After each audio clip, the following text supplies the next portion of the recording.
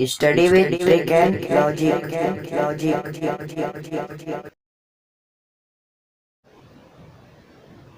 Hello friends, स्वागत है आपका आपके अपने channel study with trick and logic में। दोस्तों, आज हम नाइन्थ के चैप्टर फिजिक्स के क्लास नाइन्थ के फिजिक्स का चैप्टर नंबर 2 बल तथा गति के नियम यानी force and law of the motion को हम पढ़ने वाले हैं आज। तो दोस्तों, पहले इसके बारे में पढ़ने के लिए पहले हम थोड़ा जान लेते हैं क्या क्या होता है। अब दोस्तों, पिछले चैप्टर में हमने गति के बारे में पढ़ा, गति क्या होता है। अब दोस्तों, गति क्या होता था, जहाँ पे समय के साथ अपनी स्थिति को परिवर्तित करते थे, गति कराना था। अब वह खुद से तो परिवर्तित तो करेगा नहीं दोस्तों, हमें उसे परिवर्तित करने के लिए कुछ लगाना पड़ेगा, बल लगाना पड़ेगा, और वही बल हमें यहाँ पर पढ़ना है। और फिर उसके बाद में कुछ नियम होते हैं गति के, जो हमें पहले चैप्टर में ना दे करके इसके साथ दिया है, क्योंकि ये बल और गति में इसमें नियम के बल का कुछ संबंध होता है, वही हमें यहाँ पर जानेंगे। तो पहले जानते हैं दोस्तों, बल क्या होता है। बल वह बाह्य कारक है जो किसी भी वस्तु की स्थिति को परिवर्तित कर सकता है, या वस्तु की स्थिति परिवर्तित कर सकता है। और सिंपल भाषा में समझें दोस्तों, force is a push and pull. बल किसी चीज को खींचने या धकेलने में लगाया गया बल ही बल कहलाता है, या किसी वस्तु को खींचने या धकेलने में लगाया गया वस्तु परिवर्तित होता है तो वही माना जाता है। किसी वस्तु को खींचने और धकेलने में लगा बल वही हमारा बल कहलाता है दोस्तों। किसी वस्तु को खींचते हैं धकेलते हैं तो वही हमारा बल कहलाता है। और हम कहते हैं force is a push and pull. बल एक खींचना व धकेलना है। अब दोस्तों, यहाँ पर अगर हम देखें तो बल हमें ज़्यादा यहाँ पर नहीं पढ़ना है। बल के बारे में हम थोड़ा जानेंगे दोस्तों, उसके बाद हम गति के नियम पर आ जाएंगे। अब दोस्तों, बल दो प्रकार के होते हैं दोस्तों। बल तो वैसे बहुत प्रकार के होते हैं, और मेन उसमें होता है, जैसे उसका प्रधान मान लीजिए होता है तो कॉन्टेक्ट फोर्स व नॉन कॉन्टेक्ट फोर्स होता है। कॉन्टेक्ट फोर्स यानी संपर्क बल, और नॉन कॉन्टेक्ट फोर्स यानी असंपर्क बल। जिसमें हमारा संपर्क होता हो तब बल लगता हो, और जिसमें संपर्क ना होता हो तब बल लगता हो। जैसे कि अगर हम यहाँ इसको मान लीजिए व्हाइट बोर्ड को हमें धकेलना है, तो इसमें संपर्क लगाएंगे तब धकेलेंगे दोस्तों। और वैसे जैसे चुंबक होता है दोस्तों, वहाँ पर देखिए वो चुंबक को अपने आप काम करता है दोस्तों। वो उसमें कांटेक्ट नहीं होता दोस्तों, बिना कांटेक्ट के काम करता है। मैं अगर आपको दिखा दूँ तो 1 मिनट दोस्तों, मैं दिखाता हूँ आपको।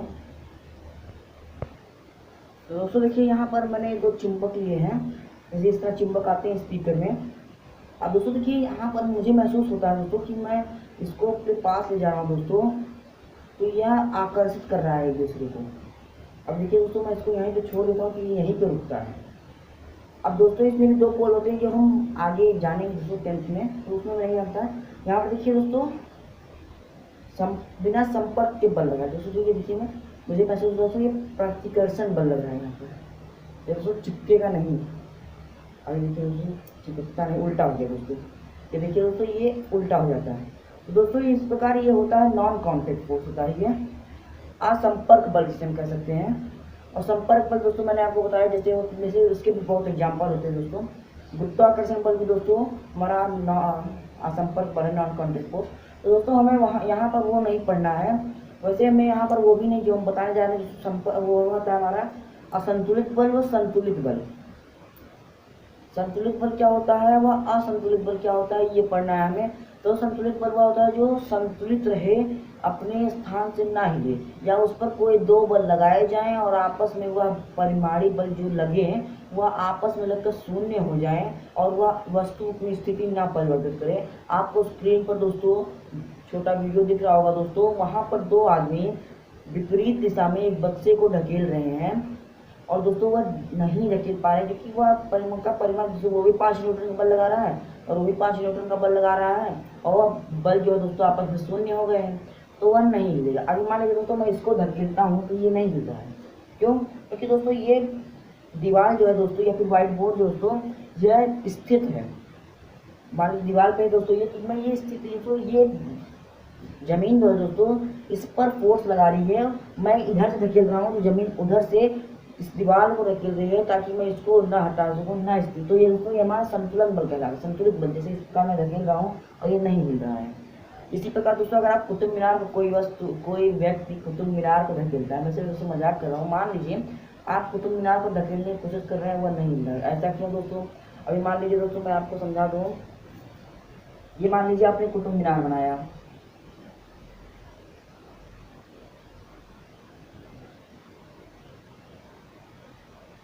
दोस्तों मान लीजिए आपने कुतुब मीनार बनाया और यहाँ से कोई व्यक्ति इसे धकेल रहा है। मान लीजिए दोस्तों कोई व्यक्ति यहाँ से इसको धकेल रहा है, इधर से फोर्स लगा के इसे धकेल रहा है दोस्तों। तो दोस्तों यहाँ पर जो ग्राउंड है, ग्राउंड दोस्तों यहाँ से इस पर फोर्स लगाएगी, नीचे से इस पर फोर्स लगाएगी, और यह दोस्तों यह बल बहुत ही ज़्यादा होता है इसके कंपैरिजन में, तो ये नहीं हिलता, ये शून्य हो जाता है। अगर यह बल कम होता, यह बल ज़्यादा होता तो भी यह दोस्तों तब यह दोस्तों हिल जाता। लेकिन दोस्तों यह भी बल बराबर हो, यह भी बल बराबर हो, तो दोस्तों यह हमारा हिलेगा नहीं, जैसे आपने स्क्रीन पर देखा। और दोस्तों अब आप अगला स्क्रीन देखेंगे दोस्तों, वहाँ पर एक और उसके नीचे चल रहा होगा दोस्तों, एक व्यक्ति आता है और एक वस्तु को धकेल के हटा देता है उस बक्से को, वह दोस्तों हमारा असंतुलित बल कहलाता है। वहाँ दूसरी तरफ कोई फोर्स नहीं लग रहा है, एक बक्सा है दोस्तों, इस पर इधर से कोई फोर्स लग रहा है तो यह इधर चला जाता है, तो यह होता है हमारा संतुलन बल व असंतुलन बल। अब दोस्तों हमें गति के नियम पढ़ने हैं। गति के दोस्तों 3 नियम होते हैं जो हमारे फेमस साइंटिस्ट वैज्ञानिक ने हमें दिया था, न्यूटन साहब ने हमें दिया था दोस्तों। 3 नियम उन्होंने दिया था। पहला नियम दोस्तों होता है वहाँ पर कि कोई भी वस्तु विरामावस्था में, विरामावस्था क्या होती है दोस्तों, ये आप गति के चैप्टर में पढ़ चुके हैं, विरामावस्था गतिजावस्था।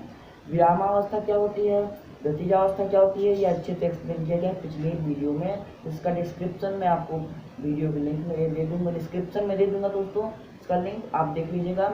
वहाँ पर दोस्तों क्या होता है, तो होता है विराम, कोई वस्तु विरामावस्था में है तो वह विरामावस्था में ही रहेगी, और कोई वस्तु गतिजावस्था में है तो गतिजावस्था में ही रहेगी। वह अपनी अवस्था दोस्तों, जब तक उस पर कोई बाह्य बल ना लगाया जाएगा तब तक वह अपनी अवस्था को नहीं परिवर्तित करेगी। वह गति अवस्था में है तो गति अवस्था में रहेगी, और विराम अवस्था में तो विराम में ही रहेगी। जैसे आप स्क्रीन पर दोस्तों चित्र देख रहे होंगे दोस्तों, स्केट बॉल पर, जो आइस स्केट पे दोस्तों एक बॉल है वो मारा होता है ना, उस पर चलता है, उस पर दोस्तों जब एक बार मारा गया दोस्तों तो वह चल के गया। अब आप कहेंगे वो रुक कैसे गया, जब मैंने कहा पहला नियम होता है गतिज अवस्था में, जो गतिज अवस्था में रहेगा जब तक बल नहीं लगेगा रुकेगा, तो दोस्तों उसमें घर्षण बल लग के वह रुक जा रहा है दोस्तों। रुकने के बाद तब तक नहीं वो चलेगा जब तक कोई बाह्य बल नहीं लगेगा उस पर। ऐसा दोस्तों होता है, यह नियम होता है दोस्तों हमारा। आप ये दैनिक जीवन में देख सकते हैं, ये नहीं दोस्तों कि नियम बनाया गया है यही होता है, ये दोस्तों आप अपने दैनिक जीवन में देख सकते हैं। आप अगर सोचिए किस प्रकार होता है तो आप ये मान सकते हैं। आप साइकिल चलाते हैं दोस्तों, आप साइकिल चला ही लेते होंगे, अगर दोस्तों जब तक आप उस पर बाह्य बल लगाते रहेंगे तब तक वह चलता रहेगा। आप बाह्य बल लगाना रोक देंगे तो घर्षण बल उस पर बल लगाकर उसे रोक देगा, वह बाह्य बल लगाकर उसकी अवस्था को परिवर्तित कर दिया। लेकिन आप उस पर जब बाह्य बल लगाते रहेंगे तो वह विराम अवस्था में नहीं आएगा।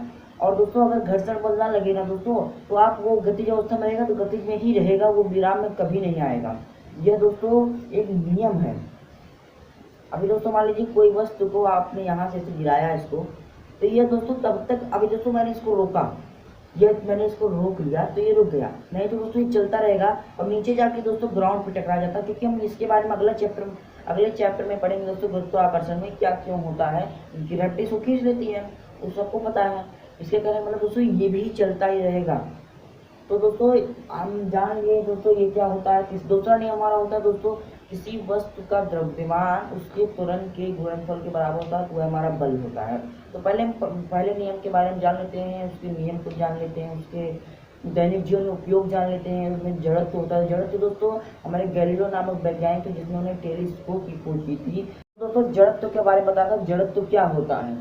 जड़त्व दोस्तों किसी वस्तु को अपनी अवस्था परिवर्तन का विरोध करती है। अगर वह विरामावस्था में है तो विरामावस्था में रहना चाहती है, ना कि गतिजावस्था में जाना चाहती है, और गति अवस्था में है तो विरामावस्था में नहीं जाती है।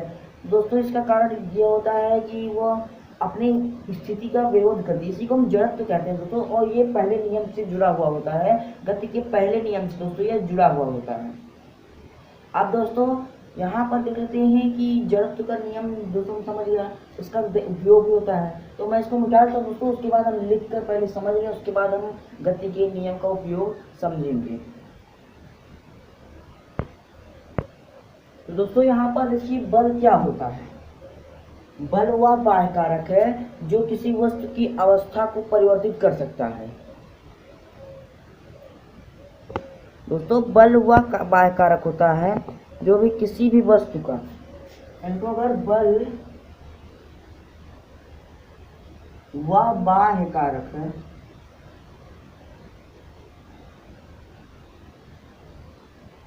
जो किसी भी वस्तु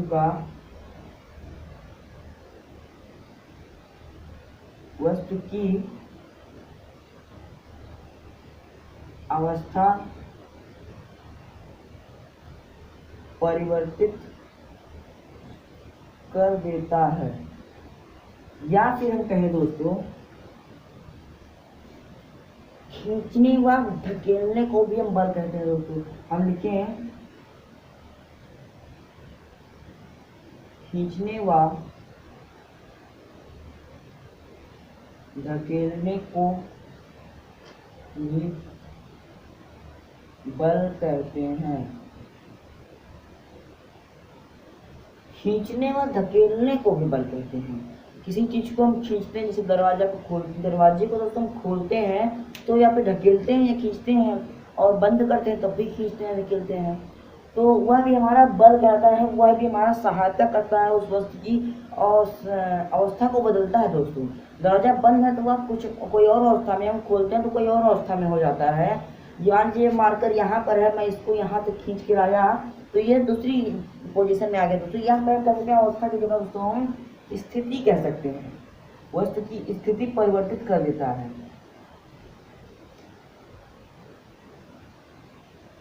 स्थिति परिवर्तित कर देता है।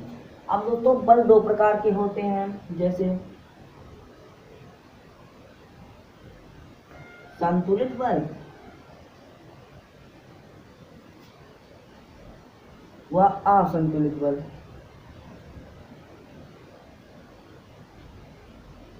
दोस्तों संतुलित बल क्या होता है और असंतुलित बल क्या होता है।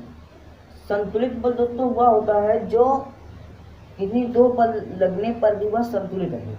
हम लिखें अगर दोस्तों, तो अगर पहले देख रहे हैं दोस्तों कि मैंने आपको स्क्रीन पर शुरू में लिखा है दोस्तों, आप देख लीजिए। और दोस्तों वहाँ पर क्या होता है, संतुलित बल होता है कि एक दोनों बल विपरीत दिशा में लगे और परिणामी बल शून्य हो जाए या फिर माइनस में हो जाए।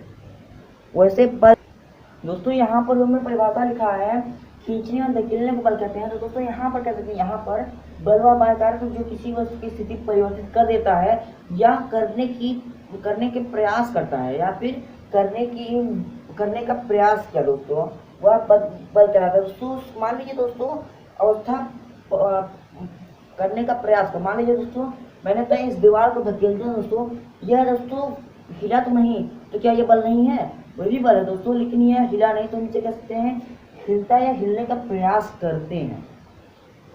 संतुलित बल दोस्तों क्या होता है, जब किसी वस्तु पर दो या दो से अधिक बल लग रहे हो और उनके परिमाणी बल शून्य हो जाते हैं, परिमाणी बल शून्य हो, तब निकाय पर लगा बल संतुलित बल होता है। अगर हम लिखें दोस्तों किसी वस्तु पर दो या दो से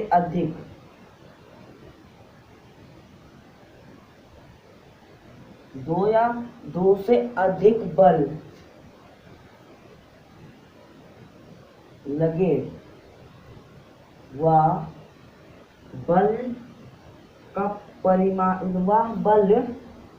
लगे बल की परिमाणी बल, या फिर दोस्तों लिख सकते हैं लगे बल में दोस्तों ये उसका परिमाण जो है दोस्तों, वह दोस्तों लगे बल हो और उनका परिमाण हो, लगे बल और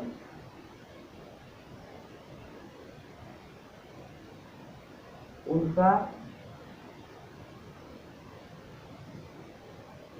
परिमाणी बल शून्य हो, तो वह संतुलित बल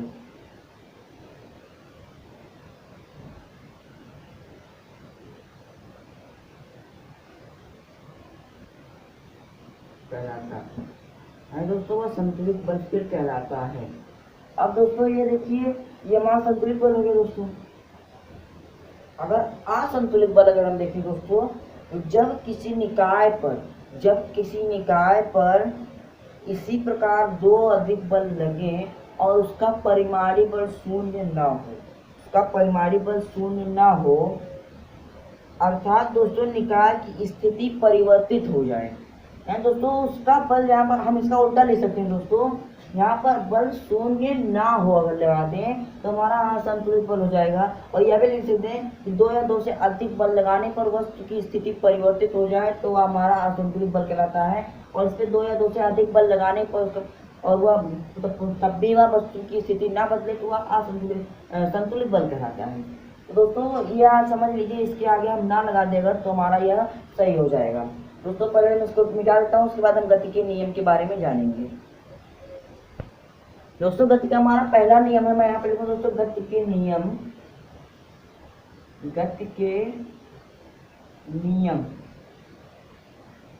दोस्तों हमारा पहला नियम है, जब कोई वस्तु विरामावस्था में रहती है तो वह विरामावस्था में ही रहेगी, या गति अवस्था में है तो गति अवस्था में ही रहेगी। मैं लिखता हूँ दोस्तों, यदि कोई वस्तु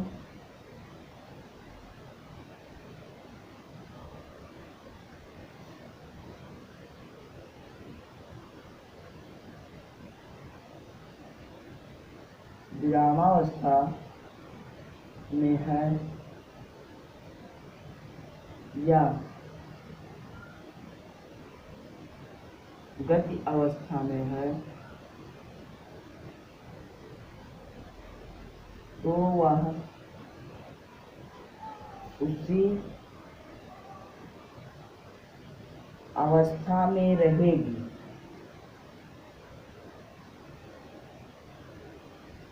जब तक उस पर कोई बाह्य बल न लगाया जाए, तो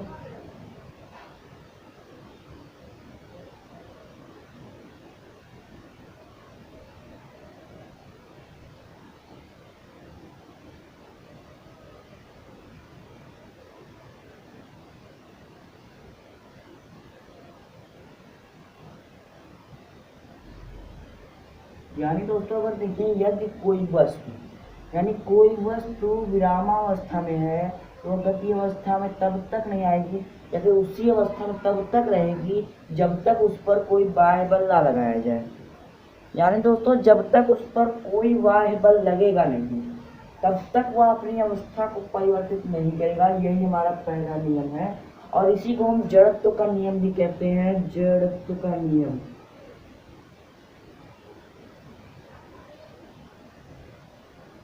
दोस्तों जड़त्व का नियम क्या कहता है? जड़त्व का नियम दोस्तों कहता है कि कोई वस्तु अपनी अवस्था का विरोध करता है, अपनी अवस्था परिवर्तन का विरोध करता है। कोई भी वस्तु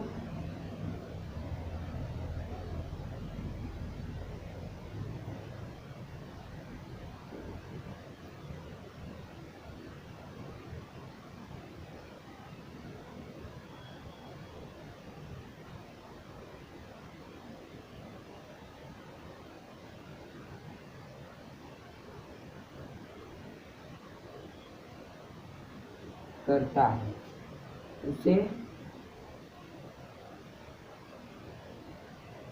जड़त्व कहते हैं। नहीं दोस्तों, कोई भी वस्तु अपने अवस्था का विरोध करता है, अवस्था परिवर्तन का विरोध करता है दोस्तों।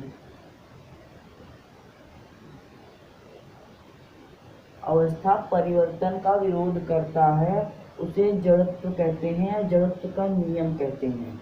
यानी दोस्तों अवस्था परिवर्तन का विरोध करता है उसे जड़त्व का नियम कहते हैं। अब दोस्तों जड़त्व ये दोस्तों हमारा जो जड़त्व का नियम ये दोनों एक समान होते दोस्तों। पहले इन्होंने ही बताया दोस्तों, ये गैलीलियो नाम वैज्ञानिक ने बताया दोस्तों। पहले इन्होंने बताया था लेकिन दोस्तों इनके एक्सप्लेनेशन में थोड़ी कमी रह गई, तब न्यूटन साहब ने इसका फायदा उठाते हुए ये नियम बताया, लेकिन इनका नियम बाद में सही हो गया और इन्होंने बाद में बताया, इसके बाद यह बताया था। कि हाँ न्यूटन साहब ने ये सही बताया है और ये भी होता है, और न्यूटन साहब ने इसको स्वीकार भी किया था। अब दोस्तों इसके कुछ दैनिक जीवन में इसके कुछ उपयोग होते हैं दोस्तों, दैनिक जीवन में कुछ उपयोग होते हैं। जैसे मैं आपको बता दूं दोस्तों, दैनिक जीवन में कुछ उपयोग जैसे मैं बता दूं, किसी पेड़ की टहनी को, जैसे मैंने आपको बताया था, किसी पेड़ की टहनी को हिलाने पर उसके फल या फूल गिर जाते हैं, ये ऐसा क्यों होता है दोस्तों? इसका कारण यही होता है कि यह विरामावस्था में ही रहना चाहते हैं, वो फल फूल विरामावस्था में था, और आपने जब टहनी को हिला दिया दोस्तों, मैंने आपने फल फूल को हिलाया नहीं था, टहनी को हिलाया था, वो विरामावस्था में झटके से झटके लगा दोस्तों, वो विरामा विरोध करता था और वह टूट गया और गुरुत्वाकर्षण बल से खींच लिया। तो दोस्तों यही होता है हमारा, इसका उपयोग होता है दोस्तों। इसी का उपयोग अगर दोस्तों एक होता है दोस्तों किसी ग्लास के मुंह पे दोस्तों, ये आप एग्जाम्पल कर सकते हैं, मैं आपको दिखा दूंगा दोस्तों, ये करके आप देख लीजिए। पहले मैं बता दूं क्या होता है, फिर आप देखेंगे इसको। किसी ग्लास के मुंह पर रखे गत्ते, आप एक ग्लास लीजिए, उसके मुंह पर एक गत्ता रख दीजिए दोस्तों।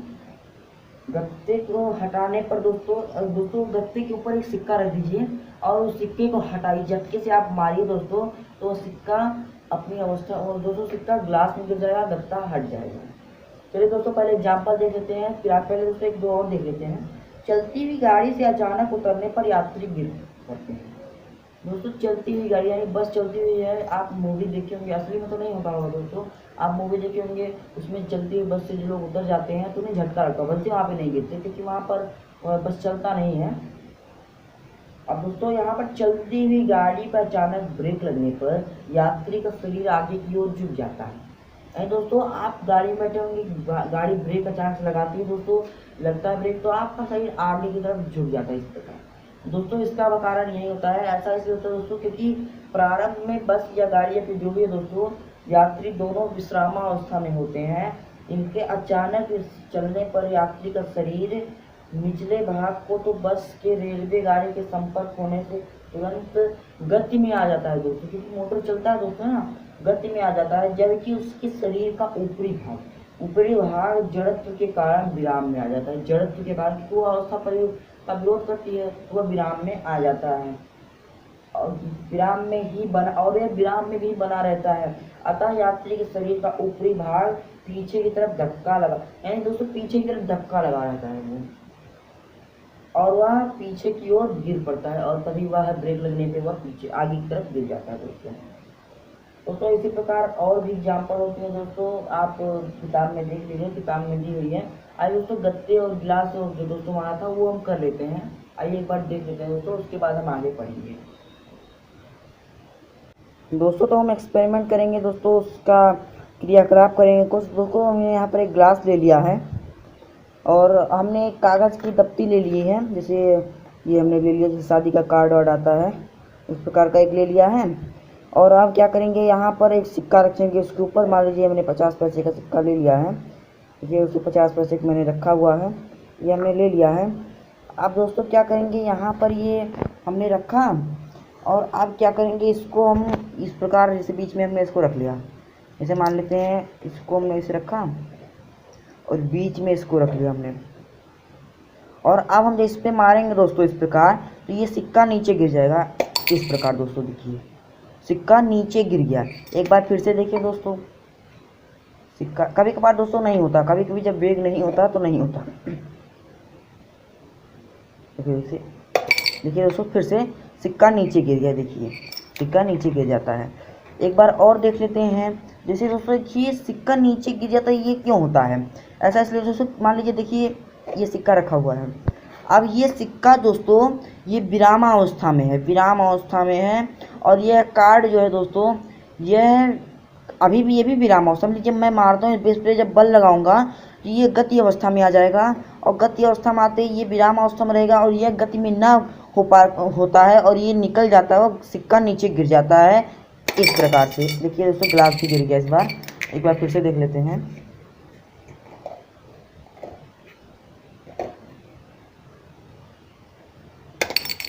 ये देखिए दोस्तों आइए फिर देख लेते हैं, इसके बाद आगे हमें पढ़ना है जो वो देख लेते हैं। तो दोस्तों अब हमने एग्जाम्पल देखा दोस्तों, एक्सपेरिमेंट करके देखा दोस्तों, वह यही था दोस्तों कि वह सिक्का नीचे गिर जाता है। अब दोस्तों हमारा दूसरा नियम है, न्यूटन साहब ने जो हमारा दूसरा नियम दिया था, न्यूटन का गति का द्वितीय नियम दोस्तों है। दोस्तों इस नियम के अनुसार किसी वस्तु पर लगाया गया बल, किसी वस्तु पर लगाया गया बल जो F से हम दोस्तों रिप्रेजेंट करते हैं, बल दोस्तों, बल को हम F से रिप्रेजेंट करते हैं, फोर्स जो हमारा पहला नाम था दोस्तों, उस वस्तु के द्रव्यमान m, उस वस्तु का दोस्तों द्रव्यमान, दोस्तों ये भी हम जानेंगे द्रव्यमान और हो सके दोस्तों गुरुत्वाकर्षण में जाने, मैं आपको बता दूंगा यहाँ पे द्रव्यमान तथा उस वस्तु की बल की दिशा में उत्पन्न त्वरण, यानी दोस्तों किसी इस नियम के अनुसार दोस्तों होता है किसी वस्तु पर लगाया गया बल F उस वस्तु के द्रव्यमान m से m तथा उस वस्तु के में उत्पन्न, उस वस्तु की गति की दिशा में उत्पन्न त्वरण यानी a उत्पन्न त्वरण के गुणनफल के अनुक्रमानुपाती होता है। यह तो इसका मतलब दोस्तों F अनुक्रमानुपाती m इंटू a, तो अनुक्रमानुपाती नहीं दोस्तों कहते गुणनफल के बराबर होता है, अनुक्रमानुपाती में आने पड़ना है दोस्तों क्या होता है उसके गुणनफल के बराबर होता है, यानी किसी वस्तु पर लगाया गया बल उसके द्रव्यमान तथा उसकी वस्तु द्वारा चली गई दूरी या फिर उस द्वारा बल की दिशा में चली गई दूरी में उत्पन्न त्वरण के गुणनफल के बराबर होता है। यानी हम द्रव्यमान को m से रिप्रेजेंट करते हैं और त्वरण को a से रिप्रेजेंट करते हैं, यानी F बराबर हमारा क्या होगा दोस्तों, F बराबर दोस्तों हमारा होगा m इंटू a होगा दोस्तों, F बराबर हमारा क्या होगा m इंटू a होगा।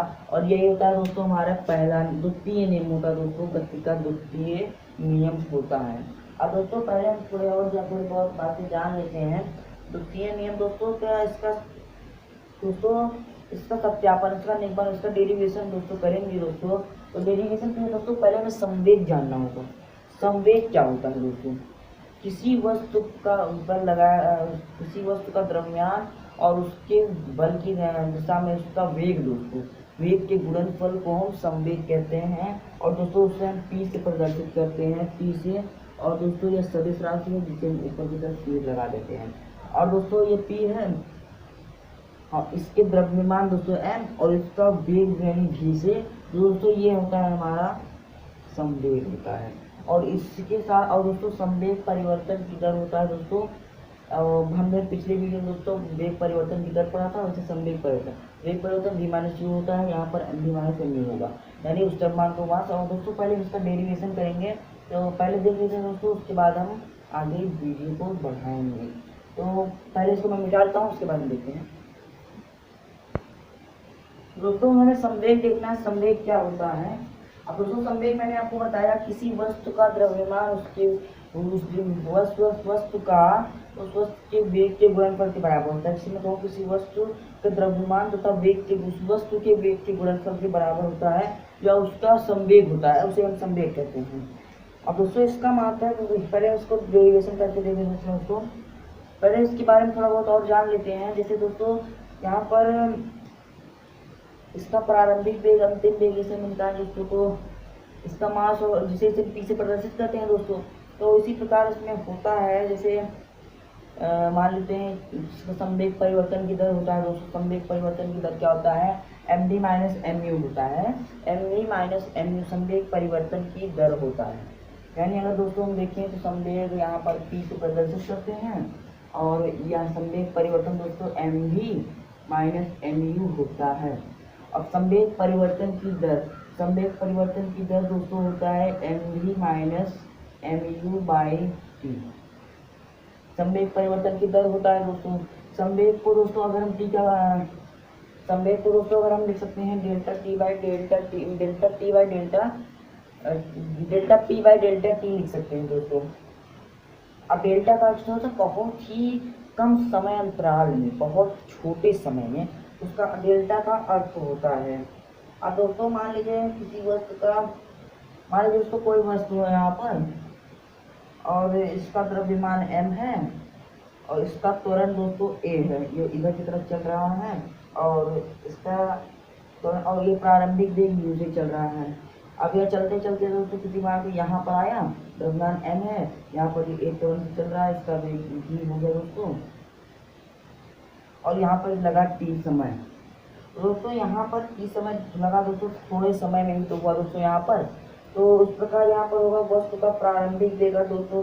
देखिए तो यहाँ पर एम भी होगा और पहले यहाँ पर एम मान लेते दोस्तों और इसको हम मिटा देंगे और यहाँ पर इसको मिटा देंगे। यहाँ पर P2 मान लें दोस्तों, यहाँ पर दूसरा समीकरण यहाँ पर आ गया दोस्तों, तो यहाँ पर MU हो जाएगा। MU यहाँ पर होगा दोस्तों और M भी यहाँ पर होगा। अब अगर हम संवेग परिवर्तन की दर देखें दोस्तों, तो P2 माइनस P1 होगा दोस्तों, तो यहाँ पर क्या करें MV माइनस MU हो जाएगा। अगर इसकी परिवर्तन की दर देखें दोस्तों, तो यहाँ पर T आ जाएगा, तो यहाँ पर भी T आ जाएगा दोस्तों।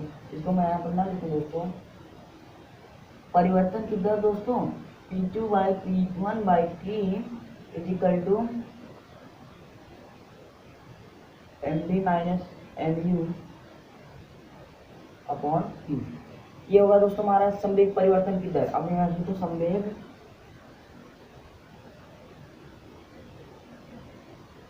परिवर्तन की दर, यहाँ पर संवेग परिवर्तन,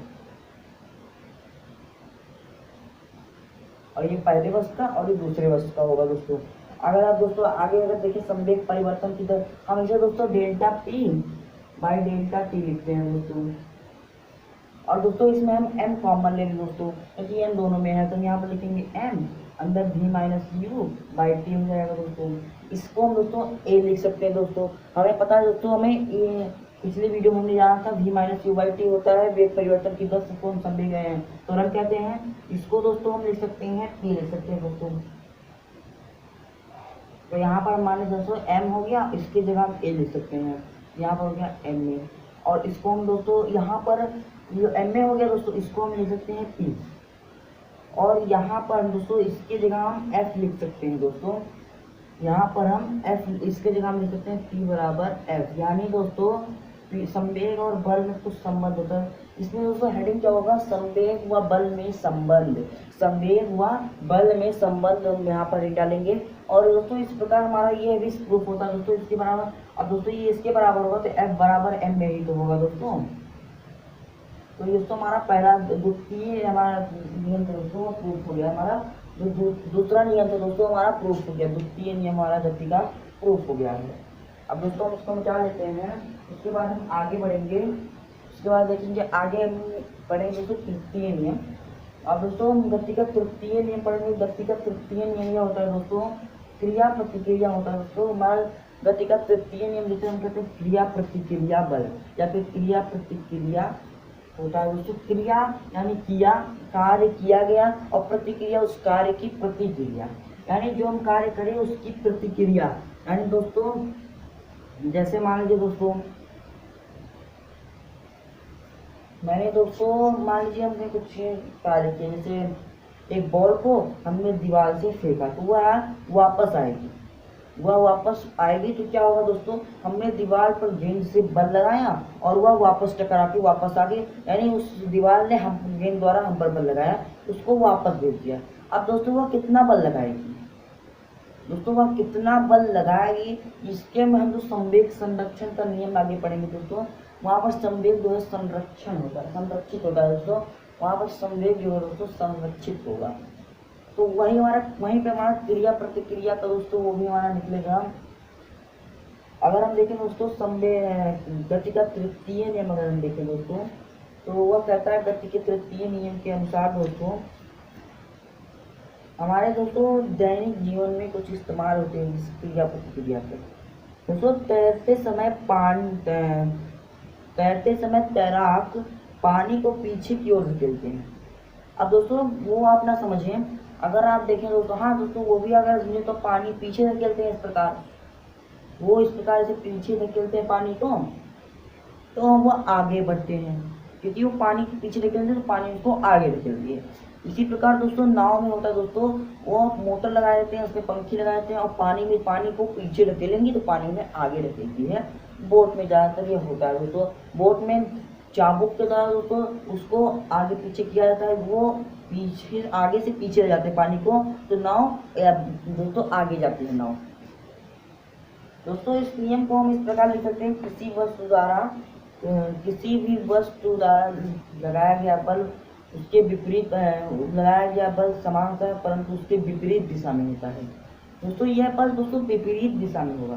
किसी भी वस्तु पर लगाया गया बल उसके बराबर परंतु विपरीत दिशा में प्रतिक्रिया होती है। हम अगर लिखें दोस्तों किसी भी वस्तु पर लगाया गया बल, तीसरा नियम है दोस्तों हमारा, किसी वस्तु पर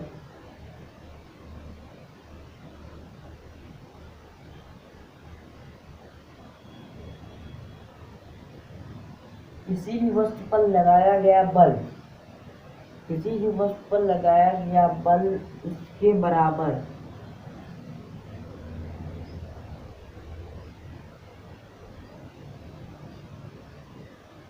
परंतु विपरीत दिशा में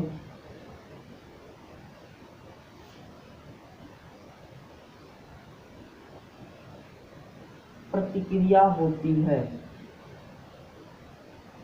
या दोस्तों किसी भी वस्तु पर लगाया गया बल उसके बराबर परंतु विपरीत दिशा में प्रतिक्रिया होती है। मान लीजिए दोस्तों ये कोई दीवार है, इस पर आपने एक गेंद को फेंका तो यह इस पर टकरा कर इधर से वापस आएगी इतनी ही दूरी पर, यानी बराबर बल लगेगा दोस्तों। हो सकता है नीचे आ जाए लेकिन ज़्यादातर ऊपर आते हैं बॉल। दोस्तों ये होता है हमारा क्रिया प्रतिक्रिया होता है, क्रिया प्रतिक्रिया बल। आपको समझ में आ गया दोस्तों। अब हम इसका डेरिवेशन करेंगे दोस्तों। अब दोस्तों क्रिया प्रतिक्रिया नियम की उत्पत्ति या क्रिया प्रतिक्रिया नियम की उत्पत्ति किस प्रकार होती है, इसका डेरिवेशन दोस्तों हम करेंगे ना। तो पहले देख लेते हैं, इसको मिटा दिया दोस्तों हमने। अब दोस्तों यहाँ पर देखिए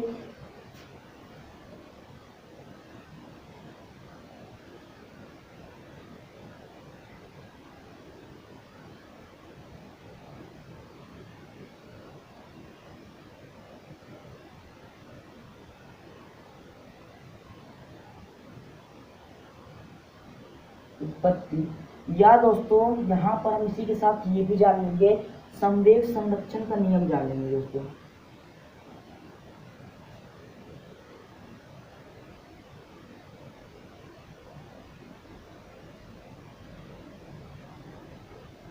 संवेग संरक्षण का नियम।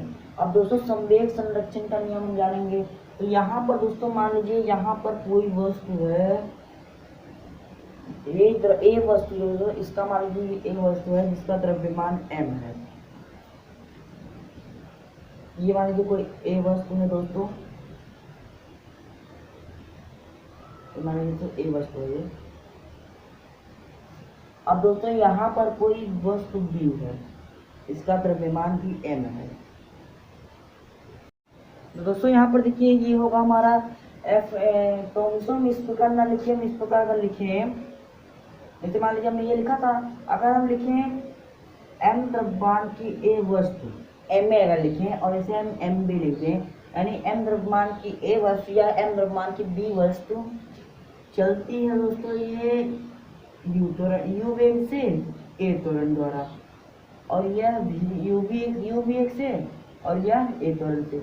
एक कंडीशन है दोस्तों, यह है इसका वेग दोस्तों बड़ा ज़्यादा है। ये 6 मीटर वेग से चल रही है तो ये 5 या 4 मीटर वेग प्रति सेकंड के वेग से चल रही है। तो दोस्तों अगर ये दोस्तों जाहिर सी बात है दोस्तों, अगर इसका वेग ज़्यादा है तो इससे टकराएगी। तो यहाँ पर मान लीजिए हमने इसको टक्कर करा दिया एम ए बी ए, और दोस्तों तब यहाँ पर हम ये सब ना लिख करके अगर देखें तो यहाँ पर अगर हम लिखें m वस्तु द्वारा b पर a वस्तु द्वारा b पर लगाया गया बल, यानी a द्वारा b पर लगाया गया फोर्स यानी बल, और फिर दोस्तों जाहिर सी बात है क्रिया प्रतिक्रिया होगा।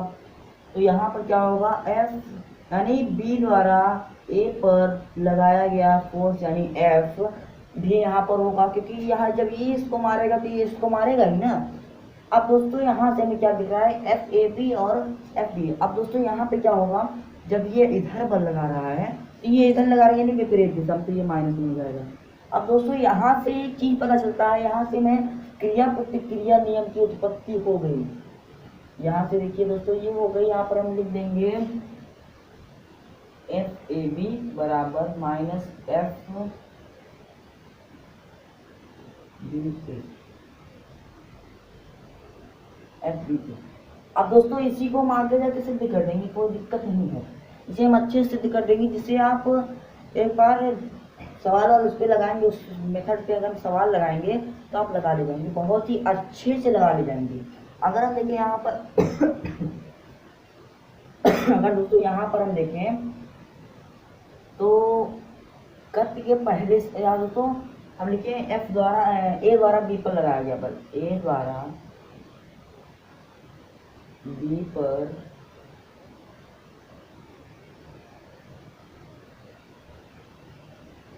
ए द्वारा बी पर लगाया गया बल दोस्तों गति के पहले समीकरण से, गति के पहले समीकरण से v बराबर u प्लस ए टी। अब दोस्तों यहाँ पर v क्या है, v कितना है यहाँ पर, इसका वेग दोस्तों अगर हम ये तो यहाँ पर हमने बनाया है आगे, अगर दोस्तों ये टकराने के बाद फिर अलग अलग होगा तो यहाँ पर एम ए और यहाँ पर ये एम बी। अब दोस्तों इसका वेग यहाँ पर क्या होगा, ए त्वरण से चलेगा और इसका वेग दोस्तों v हो जाएगा और इसका वेग भी दोस्तों v हो जाएगा, ए त्वरण से चलेगा। अब दोस्तों इसका वेग यहाँ पर क्या होगा दोस्तों, ए और v हो जाएगा, ए और v यानी भी ए हो जाएगा, मान लीजिए है भी ए, और यहाँ पर u दोस्तों यू ए हो जाएगा। अब दोस्तों ए यहाँ पर क्या है, ए यहाँ पर ए का ए है, हम छोटा सा मान लेते हैं, यहाँ पर गुणे में टी रहेगा दोस्तों। इसी के साथ हम दूसरा वाला भी करते चले, बी द्वारा ए पर लगाया गया बल, यहाँ पर हम इसे v बराबर u प्लस ए टी। हम दोस्तों समान तरीके से ये भी कर सकते हैं दोस्तों कि जो इसका आएगा माइनस में उल्टा रहेगा, इसका लेकिन हम लगाते चलें ज़्यादा अच्छा रहेगा।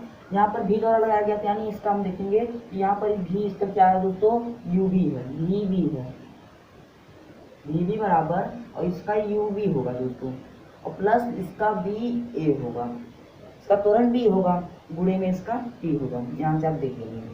अब दोस्तों इसके आगे हम क्या करेंगे, इसको अगर हम इधर ट्रांसफर करें दोस्तों तो वी ए माइनस यू ए हो जाएगा। अगर इसको भी अंदर करते हैं वी ए माइनस यू ए हो जाएगा, और इधर बराबर में बचेगा बी ए इंटू टी, इधर बराबर बचेगा ए इंटू टी। टी को इधर हम ट्रांसफर करें दोस्तों तो V A minus U A by T is equal to A. अगर इसको हम ट्रांसफर करें तो यू ए भी रहेगा दोस्तों, V A minus U B by T is equal to B A, यानी ए का त्वरण आ गया दोस्तों हमारा ये। अब दोस्तों क्या कर सकते हैं हम, हमें पता है दोस्तों कि अब दोस्तों हमारा इतना आ गया जब, तो हमें निकालना है, जैसे यहाँ पर हम यहाँ होता है f बराबर m में होता है, हमारा द्वितीय समीकरण होता है, हमारा द्वितीय नियम होता है दोस्तों। तो इसके आधार पर अगर हम करें दोस्तों तो हमारा एफ ए बी निकालना है, हमें एफ बी ए निकालना है यहाँ पर। अब दोस्तों F A B F B A निकालना है, तो यहाँ पर दोस्तों हमें इसका मास का गुणा करेंगे, ए हमारा दोस्तों ए तो ये आ गया, और एम इसका क्या है, एम ए है दोस्तों, तो एम ए बाहर रखेंगे और we A minus U A by T, और यहाँ पर दोस्तों लिखेंगे एम बी, और यहाँ पर V B minus U B by में टी। यहाँ पर क्या होगा दोस्तों, एम ए इसका द्रव्यमान ये, तो एम ए का द्रव्यमान और एम द्रव्यमान बी का द्रव्यमान, और ए की जगह हम ए की जगह दोस्तों हम ये लिख सकते हैं। तो दोस्तों इसके बाद हम इसका गुणा अंदर करेंगे दोस्तों, तो क्या होगा, F A B is equal to M A B A minus M A U A by में। अब दोस्तों ये हमारा समीकरण पहला आ गया, और इसका हम लिखते हैं F B A is equal to M B V B minus M B U B by में टी और इसको हम माने द्वितीय समीकरण। तो यहाँ से अगर हम देखें दोस्तों समीकरण 1 व 2 से, समीकरण 1 व 2 से अगर दोस्तों समीकरण 1 और समीकरण 2 से अगर हम देखें तो इसके जगह दोस्तों अब दोस्तों ये माइनस में आएगा, क्योंकि दोस्तों ये तो इधर लगा रहा है बस, ये माइनस में हम पूरा टर्म इसको कर देंगे माइनस में। अब समीकरण 1 व 2 से अगर हम लिखें दोस्तों तो हम ये लिखें M A V A minus M B U M A M B U B M A U U ए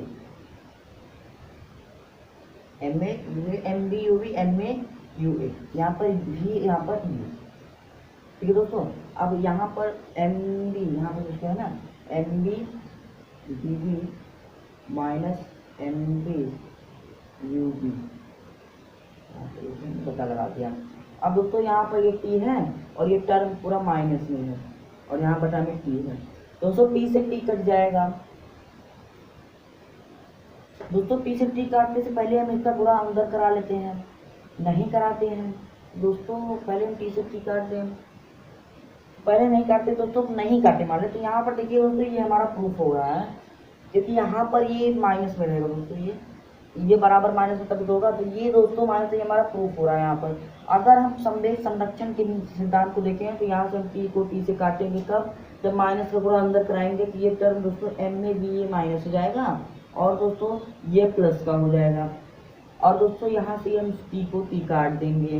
अब क्या होगा दोस्तों, जब हमने टी को टी से काट दिया तो हम इसको हटा देते हैं दोस्तों, आप समझ जाइए दोस्तों, मैं आगे लिख नहीं रहा हूँ, इसको हमने हटा दिया, हमने काट दिया। अब इस माइनस की टर्म को इधर भेजेंगे ताकि ये प्लस हो जाए और इस माइनस की टर्म को इधर भेजेंगे ताकि ये प्लस हो जाए। हम लिखेंगे एम ए वी ए और ये आएगा तो यहाँ पर plus M B V B is equal to, यहाँ पर लिखेंगे एम बी, इसको यहाँ लाएंगे ना एम ए यू ए और ये प्लस में एम बी यू बी।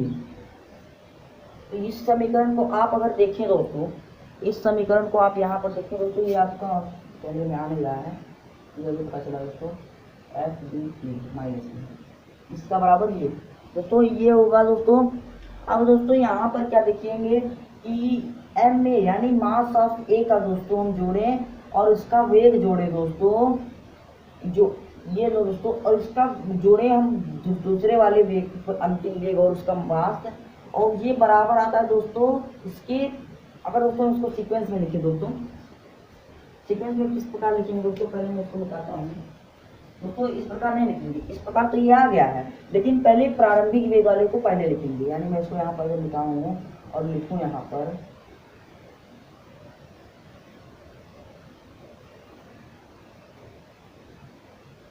अब दोस्तों यहाँ पर मैं लिखूँ, अगर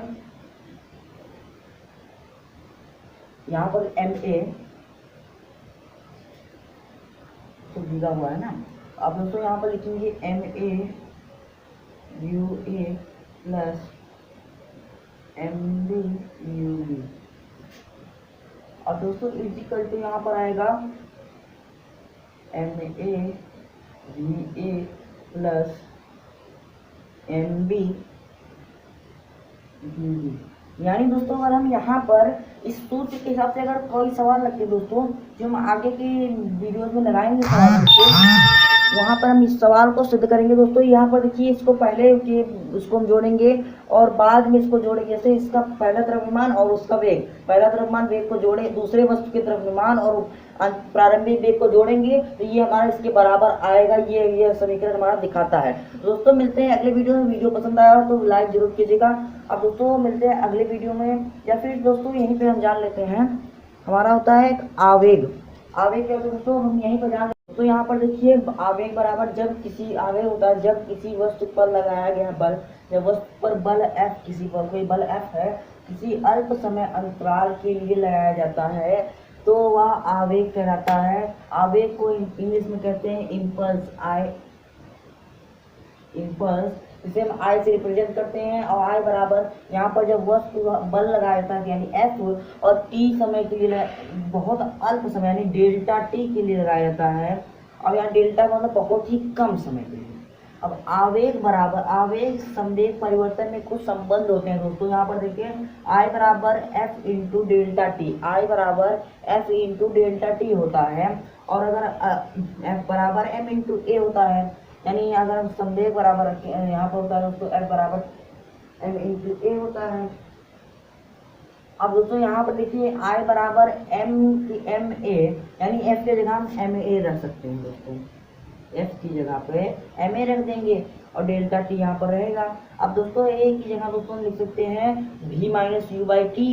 अब यहाँ पर बहुत अल्प समय के लिए होता है तो delta v by delta T हो जाएगा और डॉट टी यहाँ से टी कट कैंसिल हो जाएगा दोस्तों। यहाँ पर हमारे ये बचेगा। अब इसको जब हमने v माइनस यू लिखा, v minus U by T का delta T by delta T लिखा था, तो जब टी यहाँ पे नहीं है तो डेल्टा वी को हम डेल्टा वी माइनस यू लिख सकते हैं और इसका गुणा करेंगे तो ये दोस्तों हमारा वेग परिवर्तन आ गया। v माइनस यू को हम संवेग परिवर्तन आगे पिछले वीडियो में हमें इसके पहले जाना था संवेग परिवर्तन में, और संवेग परिवर्तन दर घटी आ जाता हो जाता। तो यहाँ पर संवेग परिवर्तन तो यही होता है हमारा आवेग और संवेग परिवर्तन में संबंध होता है।